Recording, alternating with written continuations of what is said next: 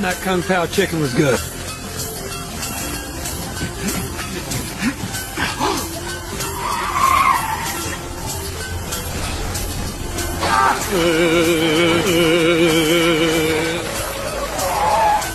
Now that dude knows how to chase a car.